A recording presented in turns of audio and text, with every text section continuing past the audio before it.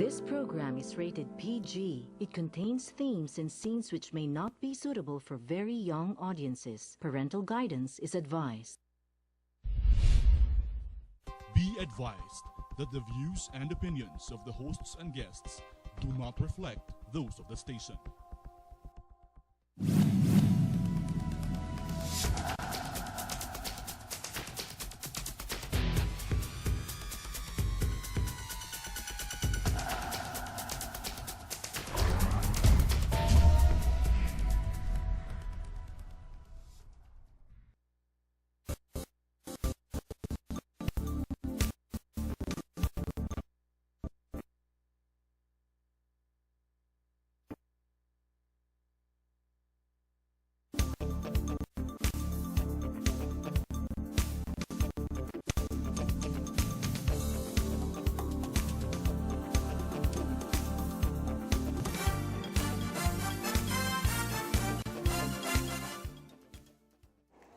Magandang gabi po sa inyo lahat. Welcome to our show, Heartbeat Live. I'm your host, Ray Orosa. Pag-uusapan natin ang patuloy na pag-uusap tungkol sa federalismo sa gabing ito.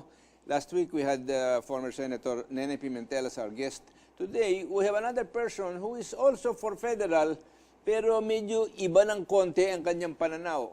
Ito yung ginagawa natin para magkaroon tayo ng magandang pagkakaunawa. Ano ba itong federalismo? Ano ba ang particulars nito that make it different from other forms of government? At paano natin alam na ito mabuti para sa Pilipinas? Yun ang pinakamahalagang tanong dyan eh. Kaya sabi nga nila dito, meron daw prinsipyo sa pag-uusap tungkol sa saligang batas. Sabi nila kung minsan, dyan pwede para dito ka o para doon, pero ang demonyo daw nandun sa mga detalya eh. Detalya, yeah. Kanya, yun ay ating pag-uusapan ngayon. Alam po ninyo, ang panauhin natin dito, dati na nating naging bisita dito na Dabawenyo. Wala na pong iba kundi si Mr. Lito Monico Lorenzana. Siya po ang chairman ng Centrist Democratic Party of the Philippines. Dating undersecretary ito nung panahon ni Cory sa DILG. Kanya matagal ng kalahok sa politika ng bayan na ito. Marami siyang naranasan, marami na siyang nakita, marami na siyang napag-aralan. Kanya sa gabing ito, payayamanin ang ating pananaw sa pamamagitan ng kanyang mga natutunan at namasdan dito sa ating bayan. Sapagkat itong konsepto ng federalismo ay ganun pala, hindi ganun kasimple. Okay, so welcome Kuya Lito. Thank you very much for being with us again. Now, itong federalismo na tinutulak ng maraming tao kasama ng Presidente, kung minsan ako'y nagtataka, kasi kung minsan, itong mga tao tulak ng federalismo, pero hindi ko alam kung anong klaseng federalismo ang tinuturo.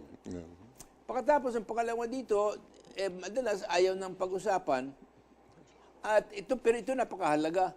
Handa na ba tayo para sa federalismo? Yan ba ay napakadali na palitan mo ang forma ng iyong pamamahala at pakikitungo sa taong bayan o pangangasiwa ng bayan mula sa isang centrist congressional form of unitary form of administration to one that is federal na nagbibigay ng mas malaking halaga sa karapatan ng taong bayan sa miyembro ng mga federal states whenever they occur to decide their own fate and their own future. So, ang tanong dito ready na ba tayo, Kuya Lito? Sa una muna, salamat sa invitation mo dito, Ray. And then I would just like to greet muna yung mga nanonood natin sa Mindanao, lalo sa Mindanao, sa Buanga, sa Cagayan de Oro, sa Davao City. Hanggang Hulo ito. Hanggang Hulo, at saka sa Hulo, mga kapatid natin na Muslim. And also our friends all over. Especially the members of the Centrist Democratic Party and the Centrist Democratic Political Institute. Tika muna, nakalimutan mo. Meron kang babatiin. But above all, I want to greet my wife, Sylvia, who had her birthday and turned another year yesterday. And we had to fly here. Lumimpit kami dito because nandito yung mga apo namin. Cheaper na dalawa kami magpasahe dito. Rather than yung aming mga 15 apo, lima lang. Lima lang. Lima lang. Mas malaking gastos. So I'll greet her, Sylvia, Happy birthday. birthday. And from me too, happy birthday, Sylvia. So thank you. Now, going back, handa na ba tayo? Of course, Game na. game na. Dapat. Ano ibig sabihin nung pag sinabi mong game na? Ibig sabihin nun, sa isang linggo, meron ng botohan? Ang unang gawin natin dito, first is, kaya mayroong ginawa si Duterte, si Presidente Duterte na tinatawag na 25-man commission. Oo, So far, na-point na niya.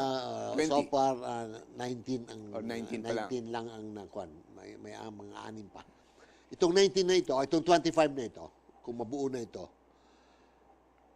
they are supposed to review the 1987 Constitution. No? I-review nila ang 1987 Constitution para i-present sa Presidente kay Digong kung anong susundin. Because Digong wants to know what kind of federalism. Yan nga.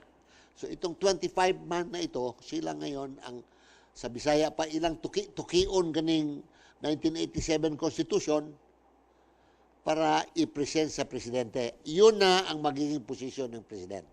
Okay, question, is he gonna be bound by it? Well, alam mo, ang Presidente paminsan mahirap basahin yan. Si Digong. But the fact that he formed this, bakit hindi papaniwalaan? Di ba? If you appoint 25 good men, they are very good people. Si Jay Puno, Nene Pimentel, these are independent thinker. And these are the people who will now, sila na ngayon ang So pag-aaralan pa lang nila. pag-aaralan mabuti yan. Pero itong pinapag-aralan na ito ngayon. Okay, pero how much time do you think this commission now should have to They're study this? They're supposed to go 6 months. But you see, 2 years ago pa kami, or in fact, kami nila Nene Pimentel, si Pepe, kasama ka na noon. 2005 pa ito. We were already looking into the possibility of shifting from what we have now, the unitary presidential to presidential or parliamentary federal. Ito bang commission na ito is tasked with a single task of recommending what the changes might be? Or are they also commissioned to review the situation and perhaps come up with a recommendation to say, let us enact first these reform measures before we amend the Constitution? Yes, they can also do that. You know, these are independent thinker. Alam mo, Okay. itong mga tao na ito, hindi mo masabihin na, ay, gano'n ang ilong mo, tapos gawain nila. No. When they were asked to study, that means, titingnan nila. Anong step by step. Now, ang position ko, but I am not, Let's find out your position. I am not a member of the CONCON, but I have our position, the position with We've had a centrist. long history talking about constitutional change. Tagal na natin. Ang position natin dyan is, we want a shift from what we have now, a presidential unitary. Okay? Can I amend that, if you'll agree with it? We want a gradual shift. Oh, it can, Is that appropriate? that can be appropriate, but this word gradual is very debatable yan. Right? Nagiging matter of interpretation, what's Mahirap na gradual i-debate. or not. No, I don't, because we have only 1 hour, I don't want to debate on that. Sayang panahon natin. Okay? So shift from unitary presidential to ang centrist position. Position natin yan, saka yung 207 Constitution, it's also a position of the centrist Democratic Party to shift to parliamentary first, Una, and federal. teka muna, bago pa ng parliamentary, wala nang kailangan gawin. Hindi, karami pa. Mayroon pa yung tinatawag namin na sa amin na yan. 4 preconditions. Okay? Okay, makinig kayo ng mabuti dito Ang para precondition maunawaan. namin dyan is bago tukiin, sa Bisaya, tukiin we still have to go into a critical analysis. Like for example, anong inuuna natin? We will have to have political party reform. Tingnan mo mga partido ngayon. Umakyat ang PDP laban.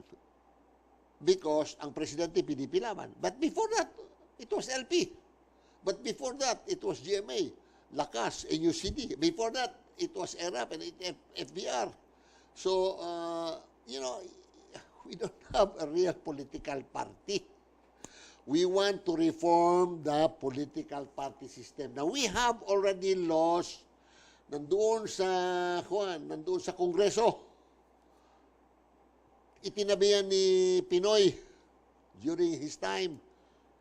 This is a political party reform that will, among others, take out yung butterfly Yung paglilipat-lipat ng partido. Paglilipat ng partido, yung mga gano'n. Oo.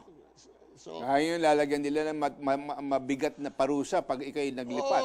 sa Germany, you know what, Germany? Kung nanalo ka sa, let's say, one party, no? Sa social democracy, SDU. Nag-transfer ka sa CDU. When you transfer to CDU, you lose your seat in parliament and also your seat in your political party. Kick out ka, you see. Now, we want also the political party reform, kasama dyan yung tinatawag na government subsidy. That's what they're doing in Germany and some Nagsasubsidize sila ng mga partido. So that the politician will not depend Only on himself. or more importantly, the handout of People who seek influence.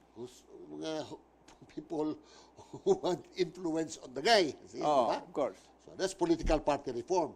So that ang labas natin sa political party reform, it will be platform-based, yung ideological. So we give the people a chance to choose anong partido gusto mo, not because itong isang partido, may mga boxer, may mga aktor, because yan ang kanilang panindigan, di ba? Okay. So, tawag niya ideological. Second is electoral reform. Kung ako sa'yo, ilalagay ko panguna yun eh. Sa Well, pag-aalam mo kung bakit. apat ito eh. Hindi, kailangan maintindihan ng taong bakit. Bakit napakahalaga ng electoral reform? Bakit napakahalaga na pag nagkaroon tayo ng halalan, malaman agad ang resulta in an accurate way? Sapagkat ang sovereignty ng tao na i-express lang yan sa paraan ng pagpili ng mga mamumuno sa kanila. Pero kung hindi mo bibigyan ng halaga yan at hindi magagawa ng maganda, binababoy mo lang yung sistema ng pamahalaan. Kaya, yung tao na naman, isipin na, sabagay, ngayon lang kami magkapera, pabili ko na lang boto ko. See? Yan bahagi ng second principle na kailangan. Yung tinatawag natin, huwag kayo magkagalit, voter responsibility. Yes, that is Na the ikaw, responsibility and accountability of the voters. na, kasama na yung responsibility na yun, kasi ang accountability naman na katumbas nun is what we call the political accountability ng mga politiko na managot sa lahat ng kanilang ginagawa para matiyak na lahat ito ay mabuti at ginawa sa paraang marangal Yes. at ayon sa batas. Tama. Maganda ka mag-Tagalog dyan. Ako, mahirapan ako sa Tagalog. Bisaya naman ako. Yan. You said it very nicely. Okay? Electoral reform. Pangatlo is the political dynasty. Okay? Alam mo, in 1987, Dugay na dito nandun yan. sa atong But konstitusyon. nakalagay doon is that it needs the Congressional action to define what is political Dynasty. to make it a law. 80% of Congress is and the dynasty. House of Representatives are members of dynasty. At saka tingnan mo, 20 taon nang mahigit yan sa ating saligang batas. Walang ginagawa ang Kongreso. Now, do you trust again Congress to do it for you? Of course not. Diba? Yan, sabi nga nila, yun daw nag-frame ng Constitution ni Cory, medyo siguro naduwag at iniwan sa Kongreso ang definition. Hay, nako, pero sandali Hindi lang. duwag yung 1987 Constitution. Masin Davide, for example, this is the best Constitution in the world. Sabi ni Davide, buang ka do. Alam mo, the best Constitution, you cannot even define dynasty and then you put it there and leave it to the Congress to define. Congress to define. Ay, we have to pause for a few reminders. Huwag kayong mawawala. Babalik po kami ni Kuya Lito.